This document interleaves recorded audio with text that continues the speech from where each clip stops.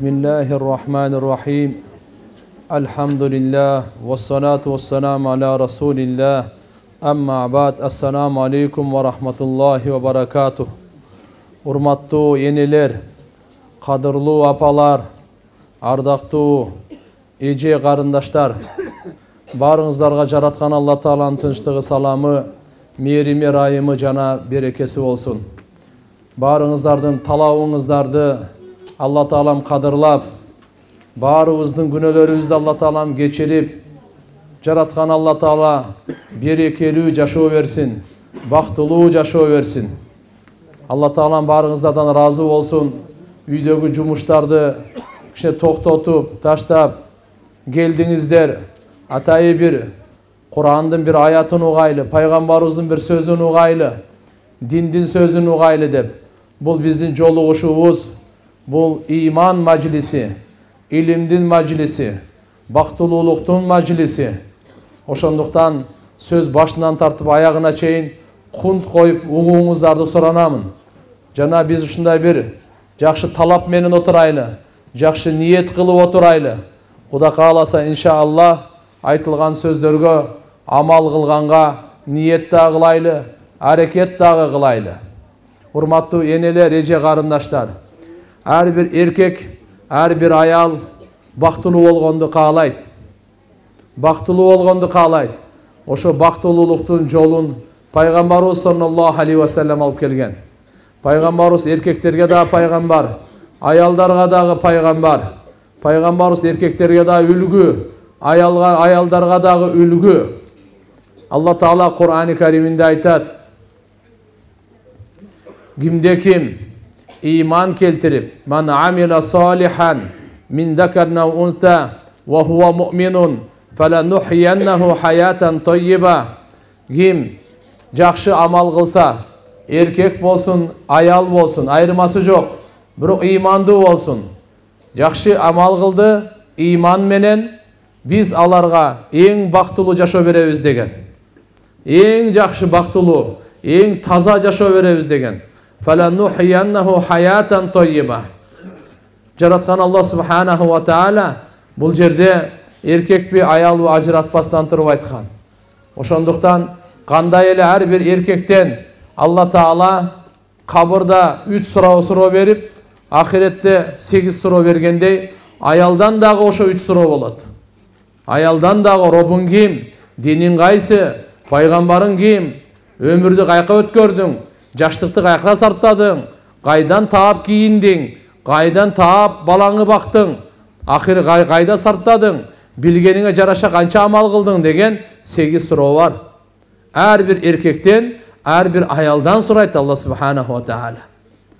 Ошон үчүн алхамдулилlah, ислам дини аялдардын укугун коргогон дин, аялдарды кордогон дин эмес, колдогон дин. Жараткан Алла субханаху ва таала бизге ушундай улуу дин берди. Пайгамбар саллаллаху алейхи ва саллям эмне деди? Эненин таманын алдында бейишиңер деди. Эгерде бул аял заты сиздин жарыңыз болсо, жашоо жарыңыз болсо, иманыңыздын жарымы бул. Алла субханаху ва таала, пайгамбар саллаллаху алейхи ва саллям кайсыл үйдө кыз төрөлсө, ага кубаныч айтты, ага куш кабар айтты, мени саламымды жеткирип койгула деди. Жараткан Алла субханаху ва тааланын элчиси пайгамбар саллаллаху алейхи ва саллям кимде ким 3 кызды тарбия кылып, жакшы ат коюп, жакшы тарбия кылып чоңойтсо, 5 важип. Риваяттарда келет: мен менен ошол адам мына сөөмөй менен ортоңку манжада чогуу тирилебиз дейт. Экөө болсочу, экөө болсо дагы дейт. Бирөө болсо, бирөө болсо дагы дейт. Андыктан урматтуу энелер, аял затын орду өтө чоң. Жараткан Алла субханаху ва таала Кур'ан-ы Каримде бир дагы аялдын же эркектин өңүнө карап бактылуу кылам деген жери жок. Акчасына карап, же болбосо айылда жашаганына карап, же болбосо дагы бир бала чакасына карап бактылуу кылам деген жери жок. Иманына карап бактылуу кылам, амалына карап бактылуу кылам дейт. Урматтуу энелер, сиздердин мойнуңуздардагы биринчи 3 чоң жоопкерчилик бар. Биринчи чоң жоопкерчилик адам катары, Алланын кулу катары Алла Тааланын өкүмдөрүн аткарып, такыбалыкка жетүү, такыбалык жашоону тандоо, күнөөлөрдөн сактануу, Алла Тааланын буйруктарын аткаруу, тахарат менен, дайыма намаз менен, зикир ибадат менен, Кур'ан окуп дуа менен, шүгүрчүлүк менен, орозо кармап, садака берип, кайрымдуулук кылып, бул алхамдулилля ар бир аялдын, эненин дагы, келиндин дагы жоопкерчилиги. Алла Таала алхамдулилля эстеп, күн сайын жараткан, саат сайын, ар бир минута, секунда сайын Алланы эстеп жүрөйлү. Алла Тааладан келген неиматтарга шүгүр кылайлы. Алла Тааладан жардам сурайлы. Неиматтарына шүгүр кылганга жардам сурайлы. Алла Тааланын өкүмдөрүнө баш ийгенге, аткарганга жардам сурайлы. Бул ар бир аялдын мойнундагы милдет. Эртеге кыямат күнү көз суралат, кулак суралат, жүрөк суралат. Алла Таала Кур'анда айткан: "Инна сам'a вал басар вал фуад куллу улайка кану анху мас'ула." Инна сам'a, кулак, көз, жүрөк, ушунун ар бири суралат деген. Демек көз менен күнөө кылдыкпы же сооп кылдыкпы? Кулак менен күнөө кылдыкпы, сооп кылдыкпы? Жүрөк менен өзгөчө. Алла Субхана ва Таала сурайт бизде: кыямат күнү эң биринчи эсеп китеп намаздан дейт. Ошо аялдын дагы эсеп китеби намаздан башталат. Эркектин да эсеп китеби намаздан башталат. Бу энелердин, аялдардын эң биринчи жоопкерчилиги иман. Демек биз болсо, ар бир аял жүрөгүндө ишенимин бекемдесин. Күйөөңүз бактылуу кыла албайт, ата-энеңиз бактылуу кыла албайт, бала чакаңыз бактылуу сизди кыла албайт. Сизди бактылуу Алла кылат. Сизге өмүр берип аткан Алла өмүр берип атат. Сизди дозоктун отунан сактай турган Алла, бейишке киргизе турган Алла, сизге ырыскы берген, сизге акыл берген, өң түс берген, ден соолук берген, сизге перзенттерди берген Алла. Иман, биринчи иман, ишенимди оңдойлу. Ишенимди оңдойлу. Жараткан Аллага иман келтирейли, ширк келтирбейли. Аллага кулчулдук кылып, Аллага ибадат кылайлы. Алладан үмүт кармаңыз. Үмүттү Алладан гана, коркуу Алладан гана. Алланы жакшы көрөйлү. Мейли ата-энебизди жакшы көрөбүз, күйөөлөрүбүздү жакшы көрөбүз, бала чакабызды, неберелерибизди жакшы көрөбүз. Бирок булардын баарынан эң биринчи Алланы жакшы көрөйлү. Анан пайгамбарыбызды жакшы көрөйлү. Пайгамбар саллаллаху алейхи ва саллям айткан: "Силер толук момун боло албайсыңар. Толук момун боло албайсыңар." Не дейт? Толук момун боло албайсыңар. Кайра айтайын. Силер толук момун, иманды боло албайсыңар. Мен бардык махлуктан, ата-энеңерден, бала чакаңардан, өзүңөрдөн да сүйкүмдүү болмоюнча. Ошон үчүн алхамдулилля, ата-энени жакшы көрөбүз. Аялды, күйөөсүн, бири-бирин бала чакасын жакшы көрөт. Бирок баарынан пайгамбарыбыздын мухаббаты жогору турсун. Ошондо анан мынакей. Ошон үчүн урматтуу эне эже карындаштар, иман биринчи биз жүрөгүбүздө ишенимди бекемдейли. Сиздин башыңызга келген бардык жакшы жамандык Алла Таала жазган нерсе.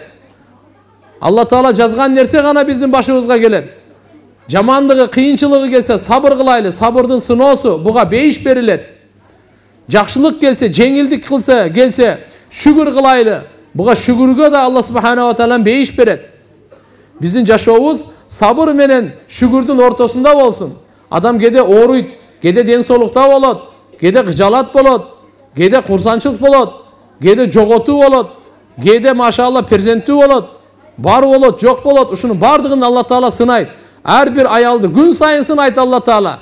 24 саат сынайт Алла Таала. Ошон үчүн ишенимди биз бекемдейли.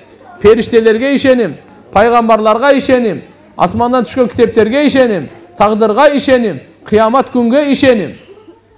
Урматтуу энелер, эже карындаштар, өлгөндөн кийин тирилем деп жашайлы. Жакшы угуп алыңыздар, тынчтаныңыздар. Өлгөндөн кийин тирилем деп жашайлы. Өлгөндөн кийин бүттү эмес, кайра тирилүү бар. Кайра тирилем деп жашайлы. Өлүмдөн коркпоңуз. Өлүмдөн коркпоңуз. Баарыбыз өлүмдөн коркпойлу. Баарыбыз Алланын каарынан коркойлу. Алланын дозогунан коркойлу. Корко турган нерсе башка. Өлүм Жакшы адамдарга, таква аялдарга, таква эркектерге өлүмдөн жакшы белек жок. Бирок билип коюңуз, эгерде фасык болсо, фажыр болсо, бузуку болсо, имансыз болсо, анда угуп алыңыз. Өлүмдөн өткөн жаман кабар жок. Бул өтө жаман кабар бул. Ошон үчүн бул туугандар, өлүм белек дагы, жаман кабар дагы, суук кабар дагы.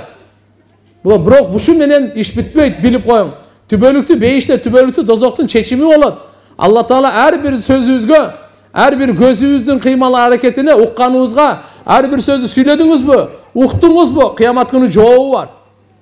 Алла Кур'анда айтып атат: "Инна сам'a", кулак, вал басар, көз, вал фуад, жүрөк, куллу улайка кану анху мас'ула. Ар бири кыямат күнү суракка алынат. Суракка алынат. Ушулар алынып аткандан кийин дене инсан барды кыямат күнү ар бир инсандын таразасы болот. Атанын таразасы өзүнчө, эненики өзүнчө, сиздик өзүнчө, кызыңыздык өзүнчө, күйөөңүздүк өзүнчө, балаңыздык өзүнчө. Сиз өзүңүздүн таразаңызды ойлоңуз, өзүңүздүн кабырыңызды ойлоңуз, өзүңүздүн Алланын алдында эсеп китебиңизди ойлоңуз. Ошон үчүн бу дүйнөдө ишенимди оңдойлу, амалды оңдойлу, кулк мүнөздү оңдойлу, үч нерсени оңдойлу. Баарыбыз жүрөктөгү болгон ишенимди оңдойлу. Эркектер да оңдосун, аялдар да ишенимди оңдосун. Кандай ишеним? Алла бул ааламды жоктон бар кылган. Ушул ааламды жүргүзүп атат. Бул ааламды талкалап кыяматта алып келип, гайра Алла Таала бардык инсанды тирилтет. Мага сизге күн сайын Алла өмүр берип атат. Күн сайын Алла акыл берип атат. Жүрөгүңүздү соктуруп аткан Алла, каныбызды айландырып аткан Алла, түндө уйку берип аткан Алла, жерден ырыскы берип аткан Алла, асмандан жамгырды, карды, мөндүрдү жадырып аткан Алла, күндү чыгарып ысыгын берип, мөмө жемиштерибизди пышырып берип аткан Алла, жылдыздарды чырайлуу кылып, асманды кооздоп койгон Алла, шамалды берип, бардыгыбызга рахат жеткирген Алла. Алланы эстен чыгарбайлы. Ал кожоюн, бул ааламдын кожоюну, ээси, бул Алланын жаратуучусу, башкаруучусу. Ойлобойлу, бул аалам өзүнөн өзү эле чимирилип атат, өзүнөн өзү жүрүп атат. Андай эмес. Мен өзүмөн өзүм эле жашап атам. Сизге жөндөн жөн эле жашоо берилип аткан жери жок. Бизге ушундай түйүлүп калган, мен жөн эле жашап атам, жашашым керек. Андай эмес. Алла жашоо берип атат. Бирок качанга чейин берет, ал өзү билет. Бизге сизге маалым эмес. Алла Таала күн сайын акыл берип атат, күн сайын амандык берип атат, күн сайын ырыскы берип атат. Вама бикум мин ни'матин фамин Аллах. Сиздерге кандай гана неемат, жакшылык жетпесин, Алладан гана бул. Пайгамбарыбыз күн сайын ушуну айтат эле. Ар түнү ушуну айтат эле. Аллахумма ма асбаха би мин ни'матин фаминка вахдака ла шарика лак. Фалакал хамду валакаш шукур. Сенден гана жалгыз Алла, башка бирөөдөн келген жок. Ошондуктан сага гана мактоо, сага гана шүгүр болсун дейт эле. Энелердин тилинен ушак чыкпасын. Энелердин тилинен каргыш чыкпасын. Энелердин тилинен жалган чыкпасын. Энелердин тилинен не чыксын? Зикир чыксын. Кур'ан чыксын, жакшы сөз чыксын. Алла разы болот корган, нурланган Кур'ан-ы Карим, пайгамбарыбыздын хадиси, жакшы сөздөр чыксын. Болбосо тилди сактайлы. Пайгамбарыбыз айткан: "Ман кана ю'мин биллахи вал яумил ахир, фалякул хайран ау лияскут." Ким Алла ахиретке иман келтирсе, кайсы эне, эркек, аял Алла ахиретке иман келтирсе, сүйлөсө, жакшы сөз сүйлөсүн. Болбосо унчукпай эле койсун дейт. Унчукпай эле коюңуз. Көп аалымдар айткан: "Сүйлөгөнүмө бушайман болдум, сүйлөбөгөнүмө эч качан бушайман болгон жокмун" дейт. Үйдөгү келишпестиктин бардыгы tilden. Бардыгы tilden. Үйдөгү келишпестиктер бардыгы tilden.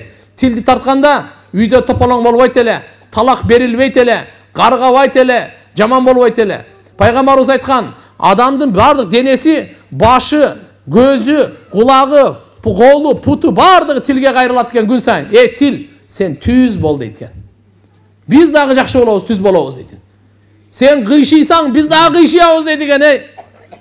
Sen bizge rayım kıl bolmadı degen dedi.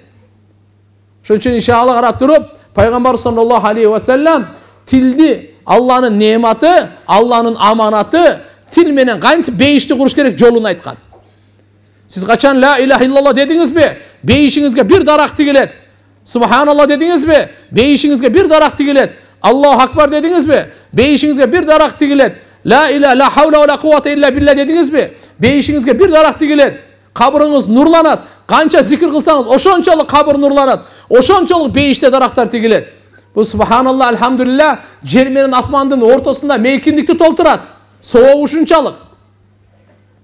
Şunçun tuğandar bu dünyada Allah Taalam tildi berdi. Özünü maktaş üçün berdi. Özüne şükür kılış üçün berdi. Jakşı söz söyleş üçün berdi. Tildi Allah Taala birönü qargaganga bergen jok. Birönü sökkөнгө bergen jok. Birönü aldaganga bergen jok. Birönü uşaktaganga bergen jok. Uşaktaganga. Abdullah ibn Mubarak rahmatullah aleyhi aytat. Egerde men birönü uşaktaganды tandasam, kimdi uşaktayın деп атасыз? Kimdi uşaktayın деп атасыз? Анда мен ата енемди tandamakмын дейт. Себеп дегенде менин сообума эң ылайыктуу ата енем дейт. Ушактаганда сооп кетет да. Кимди ушактасаңыз, ошого сооп бересиз да. Ошонун көрөк сиз анан көрөк ата энеңизди деле ушактай берип, сооп ошого эле кетсин, өзүңүз деле калсын да. Башкага кетирип эмне кыласыз соопту? Abdullah ibn Mubarak бұл İmam Bukhari rahmatullah aleyhтин устазы. Угуп алыңыз мына сөздү дагы бир айтайын. Эгерде мен ушактаганга бир адамды тандасам, анда мен ата энемди ушактасам жакшы болот эле. Себеби менин соопторума ата энем лайыктуураак алганга дейт. Демек туугандар караңыз. Ошон үчүн кимди кайсы адам кимди ушактай турган болсоңуз, ошого сооп кетет. Мурда аялдар эле ушактайт дейт эле, азыр эркектер калышпай калды.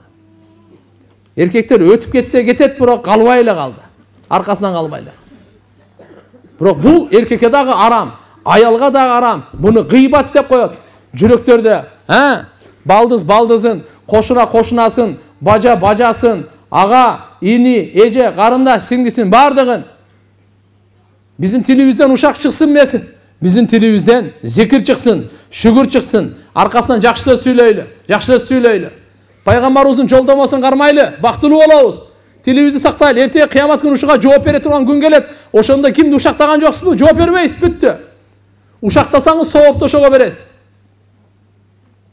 Караңыз, сизди төрөгөн эне, сизге ушу махлуктардан эң улуу жакшылык кылган эне, ата дагы эмес. Пайгамбар саллаллаху алейхи ва саллям айткан, ата менен эне чакырып калса кимге барайын дегенде, энеңе барасың. Дагы чакырса энеңе барасың, дагы чакырса энеңе барасың. Андан кийин анын атаңа, калгандары кийин кезекте. Бирок кыямат күнү билесиз да, көзүңүз чачыраганда Алла Таала мындай деп айтат. Ал күнү бири-бирин карай турган, бири-бирине сооп бере турган, бири-бирине райым кыла турган күн эмес ал. Яума яфирул мар'у мин ахи ва уммихи ва аби ва сахибатихи ва бани. Атаңыздан качасыз, апаңыздан качасыз, аялыңыздан качасыз, бир тууганыңыздан качасыз, балаңыздан качасыз. Булар сизден качат, сиз булардан качасыз. Эмне үчүн качасыз? Сооп сурабасын деп. Менен жардам сурабасын. Эй балам, мен сени төрөдүм эле, мен сени чоңойттум эле, ак сүтүмдү бердим эле. Сен ооруганда мен оорусам деп Аллага дуа кылдым эле. Сен көчөгүңдү жуудум эле. Сени кандай гана мен бакпадым, кандай гана сени толготтагандай, төрөөдөгандай, эмне гана деген кыйынчылыктарды көрбөдүм. Бүгүн мен бир сооп берип койчу балам десе, сиз качасыз. Ишенип коюң, Кур'ан айтып атат, качасыз. Бирок ошондо ушу бир соопту бере албайсыз, апаңызга берейин десеңиз бере албайсыз. Бирок эң өкүнүчтүүсү бир адамга соопту бересиз. Ал ким? Сиз бул дүйнөдө кимди ушактасаңыз ошого бересиз. Кимди сөксөңүз ошого бересиз. Кимди урсаңыз ошого бересиз. Кимге зулумдук кылсаңыз ошого бересиз. Пайгамбар саллаллаху алейхи ва саллям буну муфлис деген сөз менен түшүндүргөн. Бир жолу сахабалар отурат эле, сурады. Муфлис дегенди билесиңерби деди. Сахабалар айтышты, ооба, муфлис деген банкротко түшүп калган, акчасы жок, динары жок, дирхамы жок, нерсеси жок, эчтекеси жок болуп калган. Мына ошол муфлис деди эле. Пайгамбар айтты, андай эмес деди. Бир адам жакшы иштерди көп кылып барат, көп намаз окуйт, таарат алат, орозо тутат, зекет кайрымдуулугун кылат, садакасын берет, көп соопторду алып барат кыямат күнү. Көп соопторду алып барат. Бирок аякта укук ээлери келет дагы. Алла Таалага айтат экен, мына мени ушактаган, мени урган, мени кордогон, мени абийирими төккөн, мага жала жапкан, паланча түкүнчө, Ар кимисине канча жала жапса, ошончо күнөөсү соо алып кете берет экен. Сообу түгөнүп калат экен. Бар болгону түгөнүп калып, дагы укук ээлери келет экен. Я Алла, бизге дагы ушундай кылган деп. Анда биз соогун берейин десе соогу жок. Эмне кылыш керек эле? Бунун күнөөлөрүн тигиге бере берет экен, мойнуна жүктөп. Мына ушуну муфлис деген. Ушундайлардан сактасын Алла Таала.